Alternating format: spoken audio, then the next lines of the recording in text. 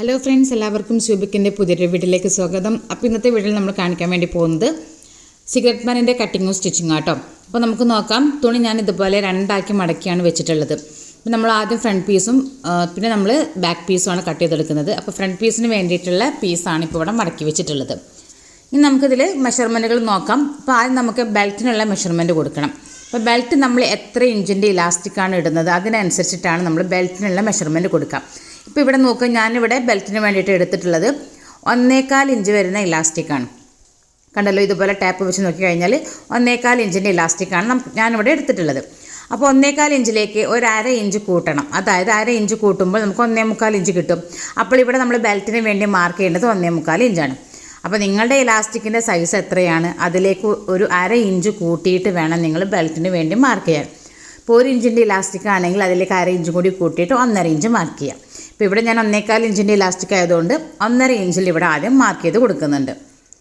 ഇനി ഈ മാർക്ക് ചെയ്തിട്ടുള്ള ഈ ഒരു പോയിൻറ്റ്സിനെ നമുക്കൊന്ന് ഒരൊറ്റ ലൈനായിട്ട് വരച്ചു കൊടുക്കാം.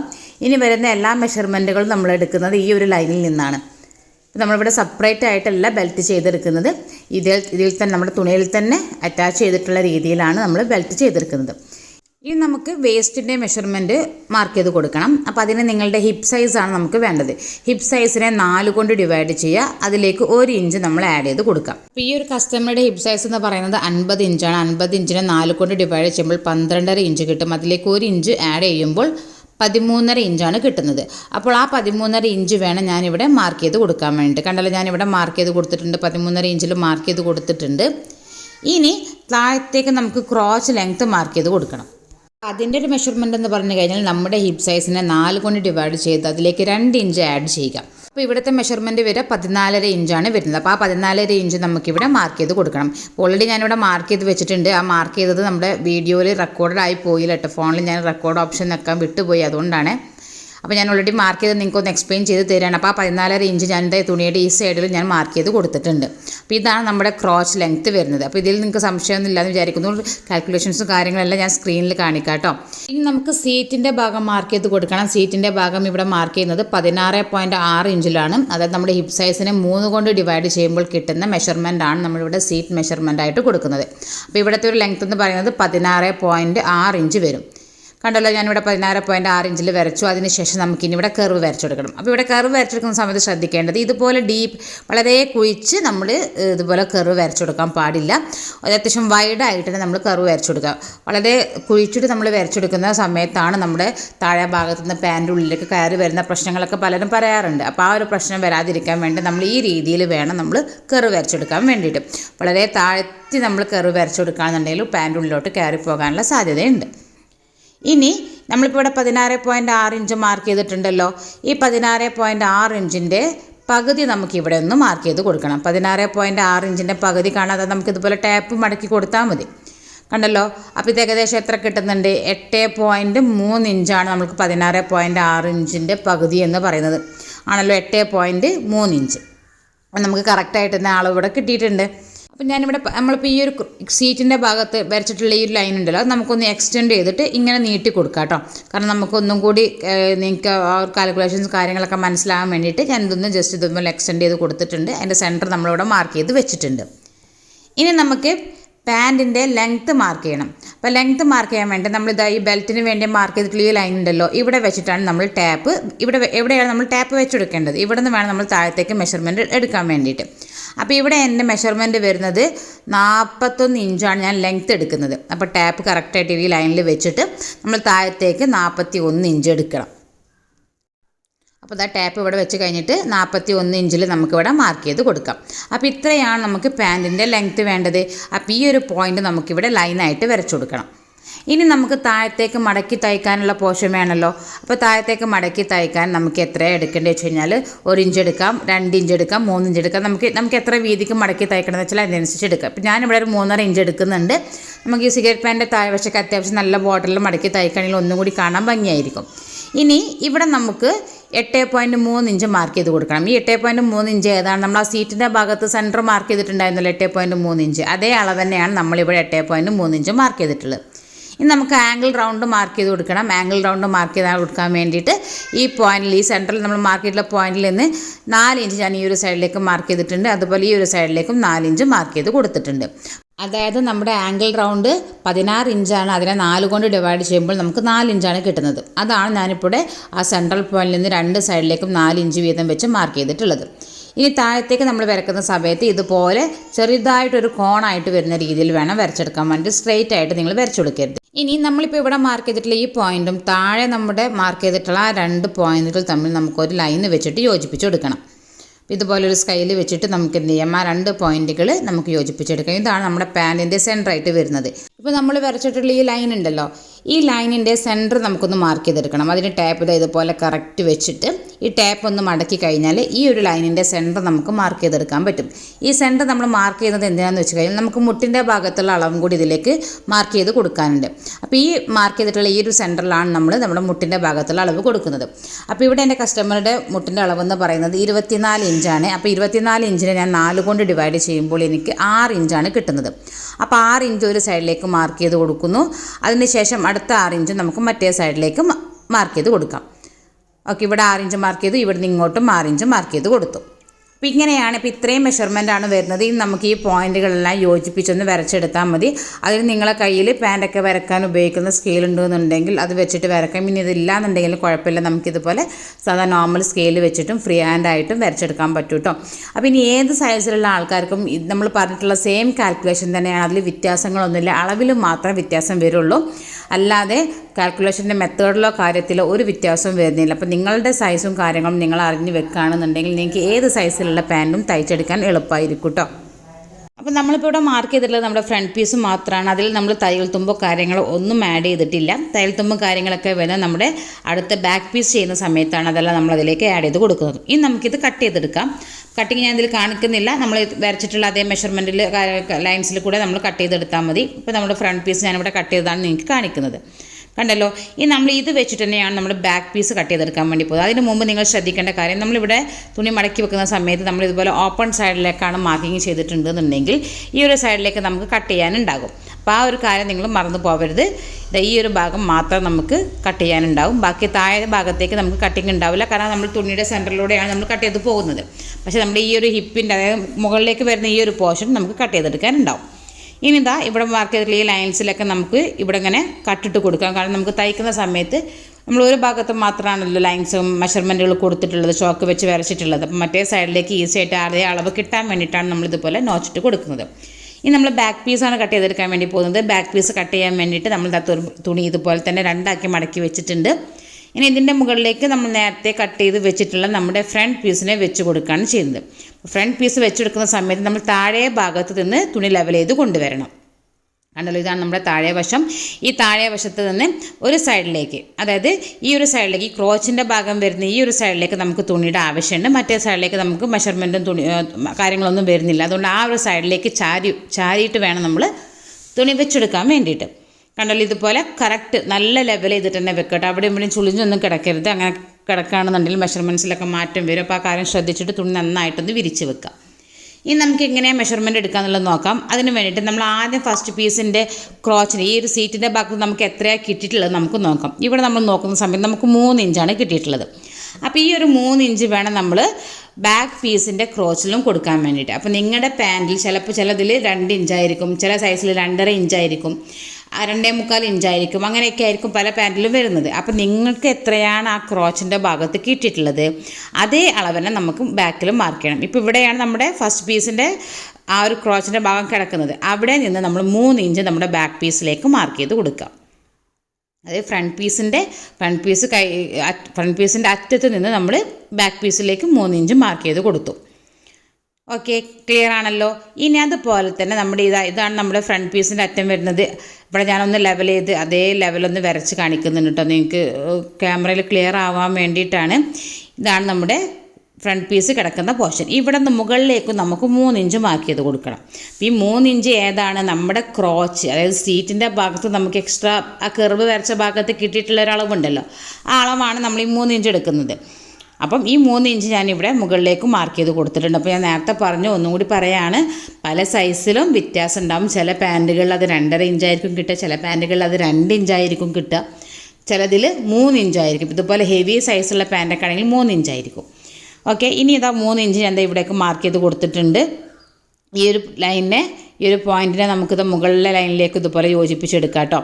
ഇനി താഴെ ഭാഗത്തേക്ക് നമ്മുടെ ആ ക്രോച്ചിൻ്റെ ഭാഗങ്ങളിലേക്കൊക്കെ നമുക്ക് ആ 3 ഇഞ്ച് മാർക്ക് ചെയ്ത് കൊടുക്കണം. ബാക്ക് പീസിലേക്ക് ഇതുപോലെ ഇങ്ങനെ 3 ഇഞ്ച് മാർക്ക് ചെയ്ത് കൊടുക്കാം. നമ്മുടെ ആ കർവ് ഷേപ്പ് കിട്ടുന്ന രീതിയിൽ നമുക്ക് 3 ഇഞ്ച് മാർക്ക് ചെയ്ത് കൊടുക്കണം. ഇതുപോലെയാണ് നമ്മൾ 3 ഇഞ്ച് മാർക്ക് ചെയ്ത് കൊടുക്കേണ്ടത്. മനസ്സിലായല്ലോ ബാക്ക് പീസ് എങ്ങനെ ചെയ്യേണ്ടതെന്നുള്ളത്? വളരെ സിമ്പിളായിട്ടുള്ളതാണ്, ഒരു കൺഫ്യൂഷൻസ് ഒന്നുമില്ല. നിങ്ങൾ ഇതിൻ്റെ കൂടെ തന്നെ ചെയ്യുക. നിങ്ങൾ കട്ട് ചെയ്യാൻ ഇരിക്കുന്ന സമയത്ത് ഒരു പഴയ തുണിയിൽ ഇതുപോലെ തന്നെ ചെയ്യുക. ചെയ്തിട്ട് നിങ്ങൾ തയ്ച്ച് കഴിഞ്ഞ് കഴിഞ്ഞാൽ റെഡി ആണെന്ന് കണ്ടാൽ മാത്രം നിങ്ങൾ നല്ലതിലേക്ക് ചെയ്താൽ മതി. എന്തായാലും റെഡി ആകും, അത് വേറെ കാര്യം. പക്ഷേ നിങ്ങൾക്ക് അങ്ങനെ ഡൗട്ട് ഉണ്ടെന്നുണ്ടെങ്കിൽ നിങ്ങൾ ആ രീതിയിലൊന്ന് ചെയ്ത് നോക്കാം കേട്ടോ. ഇനി ഇവിടെ നമ്മുടെ ഫ്രണ്ട് പീസ് കിടക്കുന്ന പോർഷൻ ഇതാണ് നമ്മുടെ ഫ്രണ്ട് പീസിൻ്റെ എൻഡ് വശം വരുന്നത്. ഇനി ഈ പോയിന്റിൽ നിന്ന് നമ്മൾ ഈ ഒരു ഫ്രണ്ട് പീസ് കിടക്കുന്ന ഈ ഒരു ഭാഗത്തേക്ക് നമുക്ക് ചെരിച്ചിട്ടൊരു ലൈന് വരച്ചു കൊടുക്കണം. ഇപ്പോൾ ഇവിടെ നിന്ന് ഏകദേശം ഒരു 2 ഇഞ്ച് നമുക്ക് സ്ട്രെയിറ്റ് ആയിട്ട് തന്നെ കൊടുക്കാം, കണ്ടല്ലോ. എന്നിട്ട് ബാക്കിയുള്ള ആ ഭാഗത്ത് നിന്ന് വേണം ഇങ്ങോട്ടേക്ക് നമുക്ക് വരച്ചെടുക്കാൻ വേണ്ടിയിട്ട്. കണ്ടില്ല, ഇതാണ് നമ്മുടെ ഫ്രണ്ട് പീസ് കിടക്കുന്ന പോർഷൻ. അങ്ങോട്ട് ഇതുപോലെ ചെരിച്ചിട്ട് ലൈന് വരച്ചെടുക്കണം. അപ്പോൾ ഇതെന്തിനാണ് ചെയ്യുന്നത് വെച്ച് കഴിഞ്ഞാൽ, ഇത് മെയിനായിട്ട് നമ്മൾ ഹെവി ബാക്ക് സൈഡിലുള്ള ആൾക്കാർക്കാണ് നമ്മൾ ഈ ഒരു രീതിയിൽ ചെയ്യാറുള്ളത്. കാരണം എന്താണെന്ന് വെച്ച് കഴിഞ്ഞാൽ, ബാക്ക് കൂടുതലായിട്ട് നിൽക്കുന്ന സമയത്ത് പാൻറ്റ് മുകളിലേക്ക് കയറാനോ ഒക്കെ ഉള്ള സാധ്യതയുണ്ട്. കാരണം അവിടുത്തെ സൈസിൽ വ്യത്യാസം കിടക്കുന്നുണ്ടല്ലോ. അപ്പോൾ അതുകൊണ്ട് തന്നെ നമ്മൾ ആ ഒരു ഭാഗത്തേക്ക് കുറച്ച് മുകളിലേക്ക് കൂടുതലായിട്ട് എടുക്കണം. ഇനി നമുക്ക് താഴത്തേക്ക് പാൻറ്റിൻ്റെ ഈ ഒരു സൈഡിലേക്ക് നമുക്ക് 2.5 ഇഞ്ച് വീതം മാർക്ക് ചെയ്യാം. കാരണം ഇവിടെ നമ്മൾ 3 ഇഞ്ചാണ് മാർക്ക് ചെയ്തിട്ടുള്ളത്. അതിൽ നിന്ന് 1.5 ഇഞ്ച് കുറച്ചിട്ട് 2.5 ഇഞ്ചിൽ നമുക്കിവിടെ മാർക്ക് ചെയ്ത് കൊടുക്കാം. അപ്പോൾ ഈ 2.5 ഇഞ്ച് വരുന്നത് നമ്മുടെ തയ്യൽ തുമ്പിന് വേണ്ടിയിട്ടുള്ള പോർഷനാട്ടോ. കാരണം നമുക്ക് ഫ്രണ്ട് പീസും ബാക്ക് പീസും ജോയിൻ ചെയ്ത് കൊടുക്കാനൊക്കെ ഉണ്ടല്ലോ. അപ്പോൾ അതിന് വേണ്ടിയിട്ടുള്ള 2.5 ഇഞ്ചാണ് നമ്മളിപ്പോൾ ഇവിടെ മാർക്ക് ചെയ്ത് കൊടുത്തിട്ടുള്ളത്. ഇതേ ലൈൻസിൽ താഴെ വരെ നമുക്ക് 2.5 ഇഞ്ച് മാർക്ക് ചെയ്യാം. അതിനുശേഷം ഈ പോയിൻറ്റുകളെല്ലാം ചേർത്തിട്ട് നമുക്ക് ഒറ്റ ലൈനായിട്ട് വരച്ചു കൊടുക്കാം. അപ്പോൾ ഇത്രയാണ് നമ്മുടെ ബാക്ക് പീസിൻ്റെ മെഷർമെൻറ്റുകൾ വരുന്നത്. വളരെ സിമ്പിളാണ്. ഫ്രണ്ട് പീസിൻ്റെ ക്രോച്ച് കിട്ടിയിട്ടുള്ള മെഷർമെൻറ്റിൽ വെച്ചിട്ടാണ് നമ്മൾ ബാക്കിയെല്ലാം മെഷർമെൻറ്റും ബാക്ക് പീസിൽ കൊടുത്തിട്ടുള്ളത്. മനസ്സിലായല്ലോ?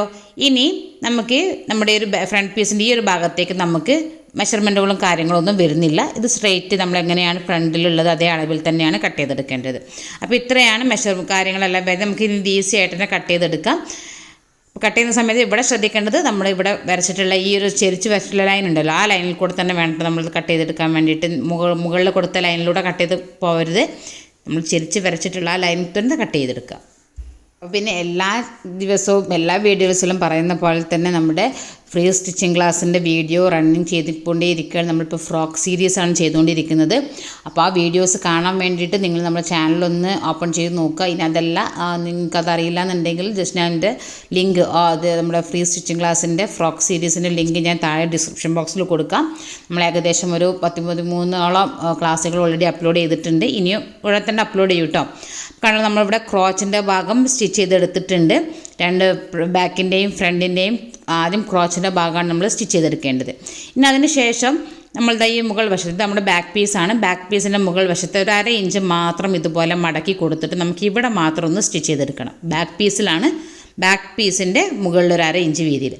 ഇനി നമ്മുടെ ഫ്രണ്ട് പീസിൻ്റെ ക്രോച്ച് സ്റ്റിച്ച് ചെയ്തെടുത്തിട്ടുണ്ട്. അതിന് ശേഷം നമുക്കിനി ബെൽറ്റ് സ്റ്റിച്ച് ചെയ്ത് കൊടുക്കണം. അപ്പോൾ അതെങ്ങനെ ചെയ്യാന്നുള്ളത് നോക്കാം. ഒന്നുമില്ല, നമ്മുടെ ഇവിടെ മാർക്ക് ചെയ്ത് വെച്ചിട്ടുണ്ടല്ലോ, 1.25 ഇഞ്ച് മാർക്ക് ചെയ്തിട്ടുണ്ട്.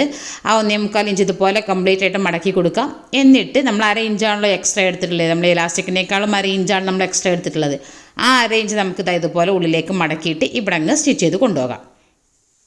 അപ്പോൾ ഇതിൻ്റെ സ്റ്റിച്ചിങ്ങും വളരെ സിമ്പിളാണ്. കട്ടിങ് കുറച്ചിപ്പോൾ നിങ്ങൾക്ക് കൺഫ്യൂഷൻ ഉണ്ടെന്നുണ്ടെങ്കിലും സ്റ്റിച്ചിങ് വളരെ സിമ്പിളാണ്. അപ്പോൾ നമ്മുടെ ബാക്ക് പീസിൻ്റെ മുകളിൽ 1/2 ഇഞ്ച് നമ്മൾ തയ്ച്ചിട്ടുണ്ട്. ഇനി നമുക്ക് ഇലാസ്റ്റിക് എടുക്കുന്ന രീതി എങ്ങനെ നോക്കാം കേട്ടോ. ഇലാസ്റ്റിക് എടുക്കാൻ വേണ്ടിയിട്ട് നമ്മുടെ ബാക്ക് പീസിൻ്റെ അറ്റത്ത് നിന്ന് ഇലാസ്റ്റിക് ഇതുപോലെ സെൻറ്റർ വരെ പിടിക്കുക. സെൻറ്റർ വെച്ചിട്ട് നമ്മൾ ഇത്രയാണ് നമ്മൾ ഇലാസ്റ്റിക് എടുക്കുക. സെൻറ്ററിൻ്റെ കണക്കനുസരിച്ചിട്ടാണ് നമ്മൾ ഇലാസ്റ്റിക് എടുക്കാറുള്ളത്. പക്ഷേ ചില ആൾക്കാർക്ക് വേസ്റ്റ് കുറച്ച് കുറവുള്ള ആൾക്കാരുണ്ടാവും. അങ്ങനെ ഉണ്ടെന്നുണ്ടെങ്കിൽ ഒരു 1 അല്ലെങ്കിൽ 2 ഇഞ്ചോ ഇലാസ്റ്റിക്കിൻ്റെ ലെങ്ത്ത് നമുക്ക് കുറക്കാം. അപ്പോൾ ഇവിടെ എൻ്റെ കസ്റ്റമറുടെ സൈസ് ഒരു 2 ഇഞ്ച് ഞാനിവിടെ കുറക്കുന്നുണ്ട്. കാരണം ഹിപ്പ് കുറച്ച് കൂടുതലാണെങ്കിലും വേസ്റ്റ് കുറച്ച് കുറവുള്ള ഒരാളാണ്. അപ്പോൾ നമ്മുടെ ഓരോ ബോഡി ടൈപ്പ് അനുസരിച്ചിട്ടാണല്ലോ ഡ്രസ്സ് ചെയ്യാറുള്ളത്. അപ്പോൾ ഞാനിവിടെ ഈ ഒരു ബാക്ക് പീസിൻ്റെ 1/2 ഇഞ്ചിനേക്കാളും ഞാനൊരു 2 ഇഞ്ച് കുറച്ചിട്ടാണ് ഇലാസ്റ്റിക് എടുത്തിട്ടുള്ളത്. നിങ്ങൾക്ക് അങ്ങനെയല്ല വേസ്റ്റും ഹിപ്പൊക്കെ അത്യാവശ്യമുള്ള ആളാണെന്നുണ്ടെങ്കിൽ നമുക്ക് ആ ബാക്ക് പീസിൻ്റെ ഹാഫ് തന്നെ നമുക്ക് ഇലാസ്റ്റിക്കായിട്ട് എടുക്കാം. ഇനി എങ്ങനെ ചെയ്യാന്നുള്ളത് നമുക്ക് നോക്കാം. അപ്പോൾ അതിന് നമ്മുടെ ഫ്രണ്ട് പീസ് ഇതുപോലെ നമ്മൾ വെച്ച് കൊടുത്തിട്ടുണ്ട്. നല്ല വശം മുകളിൽ വരുന്ന രീതിയിലാണ് വെച്ചിട്ടുള്ളത്. അതിൻ്റെ മുകളിലേക്ക് നമ്മുടെ ബാക്ക് പീസിനെ വെച്ച് കൊടുക്കാം. ബാക്ക് പീസ് വെക്കുന്ന സമയത്ത് ബാക്ക് പീസിൻ്റെ നല്ല വശം താഴെ വരുന്ന രീതിയിലാണ് വെച്ചിട്ടുള്ളത്. രണ്ടിൻ്റെയും നല്ല വശങ്ങൾ ഫേസ് ടു ഫേസ് ആയിട്ട് വെച്ച് കൊടുക്കാം. ഇനി നമ്മളിതിനെ മാച്ച് ചെയ്ത് കൊടുക്കണം. മാച്ച് ചെയ്യുന്ന സമയത്ത് നമ്മൾ താഴെ ഭാഗത്ത് നിന്ന് ലെവൽ ചെയ്ത് കൊണ്ടുവരണം. താഴെ ഭാഗത്ത് നിന്ന് ലെവൽ ചെയ്യുന്ന സമയത്ത് നിങ്ങൾ ശ്രദ്ധിക്കുക, ഇവിടെ നിന്ന് കണ്ടല്ലോ, ഇതാണ് നമ്മുടെ പാൻറ്റിൻ്റെ താഴെ വശം കിടക്കുന്നത്. ഈ താഴെ വശത്ത് നമ്മൾ തുണി ഇതുപോലെ ലെവൽ ചെയ്ത് വെക്കാം. എന്നിട്ട് സൈഡ് വശം ലെവൽ ചെയ്ത് കൊണ്ടുവരാം. മുകളിൽ നിന്ന് ചെയ്യരുത്, താഴത്ത് നിന്ന് തന്നെ ചെയ്യാൻ വേണ്ടി ശ്രമിക്കുക കേട്ടോ. എന്നിട്ട് നിങ്ങൾ മുകളിലെത്തുന്ന സമയത്ത് നിങ്ങൾ നോക്കുക, നമ്മുടെ ബാക്ക് പീസ് ഫ്രണ്ട് പീസിനേക്കാളും കുറച്ച് കൂടിയിട്ടാണല്ലോ കിടക്കുന്നത്. അതിന് നമ്മൾ എന്താ ചെയ്യേണ്ടതെന്ന് അറിയോ? ഈ ഒരു പീസിനെ ഇങ്ങോട്ട് കവർ ചെയ്ത് വെക്കുക. ബാക്ക് പീസിന് നമ്മുടെ ഫ്രണ്ട് പീസിൻ്റെ മുകളിലേക്ക് കവർ ചെയ്ത് വെച്ചു, അതായത് നമ്മളെ ബെൽറ്റിൻ്റെ മുകളിലേക്ക് വെച്ചു. എന്നിട്ട് നമ്മുടെ ഈ ഇലാസ്റ്റിക്കിനെ തൊട്ട് താഴെയായിട്ട് വെക്കുക. ഇനി നമുക്കിത് ഇവിടെ അങ്ങ് സ്റ്റിച്ച് ചെയ്യണം. ഇവിടുന്ന് സ്റ്റിച്ച് ചെയ്ത് താഴെ വരെ ആ സ്റ്റിച്ചിങ് കൊണ്ടുപോകാം. ആണല്ലേ, ഇവിടെ നിന്ന് സ്റ്റിച്ച് ചെയ്ത് മുകളിൽ നിന്ന് നമ്മൾ സ്റ്റിച്ച് ചെയ്ത് കൊണ്ടുവന്ന് താഴെ വരെ സ്റ്റിച്ച് ചെയ്തെടുക്കുക. ക്ലിയർ ആണല്ലോ പറഞ്ഞത്, മനസ്സിലായിട്ടുണ്ടാവുമെന്ന് വിചാരിക്കുന്നു. അപ്പോൾ ഒരു സൈഡ് വശം ചെയ്തതിന് ശേഷം നമുക്ക് മറ്റേ സൈഡും ഇതുപോലെ തന്നെ ചെയ്യണം. അപ്പോൾ ഞാനിത് ഇവിടെ സ്റ്റിച്ച് ചെയ്തെടുത്തിട്ടുണ്ട്, ഒരു സൈഡ് വശം ചെയ്തിട്ടുണ്ട്. ഇനി അടുത്ത ഭാഗം നമുക്ക് ചെയ്യാം. അടുത്ത ഭാഗം ചെയ്യുന്ന സമയത്ത് നിങ്ങൾ ശ്രദ്ധിക്കുക, താഴത്ത് നിന്ന് തന്നെ ലെവൽ ചെയ്ത്. പക്ഷേ ഞാനിവിടെ നിങ്ങൾക്ക് ഒന്ന് കാണിച്ചു തരാം. കണ്ടല്ലോ, ഇവിടെ ഞാനിതാ നമ്മുടെ ബാക്ക് പീസ് ഫ്രണ്ട് പീസിൻ്റെ മുകളിലേക്ക് ഇങ്ങനെ കവർ ചെയ്ത് വെച്ചിട്ടുണ്ട്. ആ ബെൽറ്റിൻ്റെ അതേ അളവിൽ തന്നെ കവർ ചെയ്ത് വെക്കണേ, ഒരുപാട് അങ്ങ് കവർ ചെയ്ത് വെക്കരുത്. എന്നിട്ട് ഇലാസ്റ്റിക് അതിൻ്റെ ബാക്കിലേക്ക് വെക്കുക. ഇലാസ്റ്റിക് മറിഞ്ഞു പോകാതെ തന്നെ നോക്കണേ, മറിയാതെ കറക്റ്റ് ലെവൽ തന്നെ വെക്കുക. എന്നിട്ട് താഴെ വശത്തേക്ക് നമ്മളിത് സ്റ്റിച്ച് ചെയ്ത് കൊണ്ടുവരാം. അപ്പോൾ നിങ്ങൾക്കിത് ബുദ്ധിമുട്ടാണെന്നുണ്ടെങ്കിൽ താഴത്ത് നിന്ന് ലെവൽ ചെയ്ത് കൊണ്ടുവന്ന് കഴിഞ്ഞാൽ നിങ്ങൾക്ക് ബാക്ക് പീസ് എക്സ്ട്രാ കിടക്കുന്ന പോർഷൻ ഇങ്ങോട്ട് മടക്കിയെടുത്താൽ മതി. ഓക്കെ, ഇതുപോലെ കവർ ചെയ്ത് ഇതൊക്കെ താഴെ വരെ നമുക്ക് സ്റ്റിച്ച് ചെയ്ത് കൊണ്ടുവരണം. ഇനി ഇതിൻ്റെ സ്റ്റിച്ചിങ് കൂടി കാണിച്ചിട്ട് കഴിഞ്ഞിട്ട് നിങ്ങൾക്ക് കാണിക്കാം കേട്ടോ. അപ്പോൾ രണ്ട് വശം നമുക്ക് ഇലാസ്റ്റിക്കിൻ്റെ ഭാഗം സ്റ്റിച്ച് ചെയ്യാം. അപ്പോൾ ഇവിടെ ശ്രദ്ധിക്കുക, നമ്മൾ ഈ താഴെ വശം എത്തുന്ന സമയത്ത് നമ്മളിവിടെ കോണായിട്ടുള്ള വെട്ടിയിട്ടുള്ളത് ആ ഷേപ്പിലേക്ക് നമ്മൾ സ്റ്റിച്ച് ചെയ്ത് ഇതുപോലെ സ്ട്രെയിറ്റ് ആയിട്ട് തന്നെ സ്റ്റിച്ചിങ് കൊടുക്കുക കേട്ടോ. കണ്ടല്ലോ, ഞാനിപ്പോൾ ഇവിടെ രണ്ട് വശം സ്റ്റിച്ച് ചെയ്തെടുത്തിട്ടുണ്ട്. ഇനി എന്താ ചെയ്യേണ്ടത്, ഈ ഒരു ബാക്ക് പീസ് നമ്മൾ ഇതുപോലെ ഓപ്പൺ ചെയ്ത് കഴിഞ്ഞാൽ നമ്മുടെ ഇലാസ്റ്റിക് ബാക്ക് പീസിൻ്റെ ഉള്ളിലേക്ക് കവറായി കിട്ടിയല്ലോ. ഇങ്ങനെയാണ് നമ്മൾ ഇലാസ്റ്റിക് ചെയ്യുക. ഇനി ഇതുപോലെ തന്നെ നമുക്ക് മറ്റേ സൈഡിലും ഇതുപോലെ ആ ഒരു ബാക്ക് പീസിൻ്റെ ഉള്ളിലേക്ക് നമുക്ക് ഇലാസ്റ്റിക്കിനെ എടുക്കാം. ഇനി നമുക്കിതാ ഈ ഇലാസ്റ്റിക്കിനെ ബാക്ക് പീസിൻ്റെ ഉള്ളിലേക്ക് വെച്ചിട്ട് നമുക്ക് ഇവിടെ ഇങ്ങനെ സ്റ്റിച്ച് ചെയ്ത് കൊണ്ടുവരാം. അപ്പോൾ സ്റ്റിച്ച് ചെയ്യുന്ന സമയത്ത് നമ്മളിങ്ങനെ ലെവൽ ചെയ്ത് കൊണ്ടുവരുമ്പോൾ നമുക്കിവിടെ ഇലാസ്റ്റിക്കിൻ്റെ വലുപ്പം കുറവാണല്ലോ. അപ്പോൾ നമ്മൾ എന്താ ചെയ്യേണ്ടത്, ഇലാസ്റ്റിക്കിനെ ഇതുപോലെ വലിച്ചിട്ട് നമ്മളിത് കംപ്ലീറ്റ് സ്റ്റിച്ച് ചെയ്തെടുക്കണം.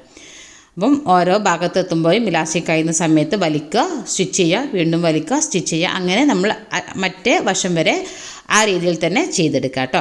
അപ്പോൾ ഞാനിവിടുത്തെ ചെയ്തെടുത്തിട്ടുണ്ട്. ഇനി നമുക്കിതിൻ്റെ സെൻറ്ററിലൂടെ ഒന്ന് സ്റ്റിച്ച് കൊടുക്കണം. അപ്പോൾ നമ്മൾ ആദ്യം നന്നായിട്ടൊന്ന് വലിച്ച് ലെവൽ ചെയ്ത് കൊടുക്കുക. എല്ലാ ഭാഗത്തേക്കും ആ ചുളിവുകളൊക്കെ വരുന്ന രീതിയിൽ വെച്ചിട്ട് അതിൻ്റെ സെൻറ്ററിൽ വേണം നമ്മൾ സ്റ്റിച്ച് ചെയ്തെടുക്കാൻ വേണ്ടിയിട്ട്. പിന്നെ അതിന് ശേഷം നമുക്ക് പാൻറ്റിൻ്റെ താഴ്വശം മടക്കി തയ്ക്കാം. അപ്പോൾ അതിന് വേണ്ടിയിട്ട് നമ്മൾ 3.5 ഇഞ്ചാണല്ലോ താഴ്വശം മടക്കി തയ്ക്കാൻ വേണ്ടിയിട്ട് എക്സ്ട്രാ എടുത്തിട്ടുള്ളത്.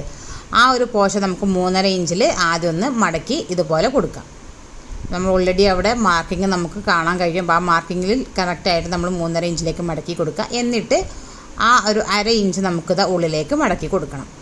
എന്നിട്ട് നമുക്കിവിടെ സ്റ്റിച്ച് ചെയ്ത് കൊടുക്കാം. അതിനുശേഷം ഇതിൻ്റെ സൈഡ് വശം കൂടി നമുക്ക് യോജിപ്പിച്ചെടുത്ത് കഴിഞ്ഞാൽ സിഗരറ്റ് പാനിൻ്റെ സ്റ്റിച്ചിങ്ങും കഴിഞ്ഞിട്ടുണ്ട് കേട്ടോ. അപ്പോൾ നിങ്ങൾക്ക് വീഡിയോ ഇഷ്ടപ്പെട്ടെങ്കിൽ ലൈക്ക് ചെയ്യാൻ മറക്കരുത്. ചാനൽ ആദ്യമായിട്ട് കാണുന്നവരുണ്ടെന്നുണ്ടെങ്കിൽ ഒന്ന് സബ്സ്ക്രൈബ് ചെയ്തേക്കുക.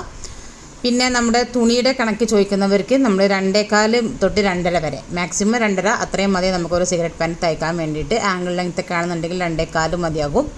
അപ്പോൾ വീഡിയോ ഇഷ്ടപ്പെട്ടെങ്കിൽ ലൈക്ക് ചെയ്യാൻ മറക്കരുത്. ചാനൽ ആദ്യമായിട്ട് കാണുന്നവരുണ്ടെങ്കിൽ ഒന്ന് സബ്സ്ക്രൈബ് ചെയ്തേക്കാം. അപ്പോൾ ഈ ഒരു ലെവലിൽ ചെയ്യുകയാണെന്നുണ്ടെങ്കിൽ പാൻറ്റ് ഈ പറഞ്ഞ കാൽക്കുലേഷൻസിൽ ചെയ്യുകയാണെന്നുണ്ടെങ്കിൽ പാൻറ്റ് ഉള്ളിലേക്ക് കയറി പോകുന്ന പ്രശ്നമോ കാര്യങ്ങളോ ഒന്നും ഉണ്ടാവില്ല കേട്ടോ. അപ്പോൾ ഈ ഒരു മെത്തേഡ് നിങ്ങൾ ട്രൈ ചെയ്ത് നോക്കുക. താങ്ക്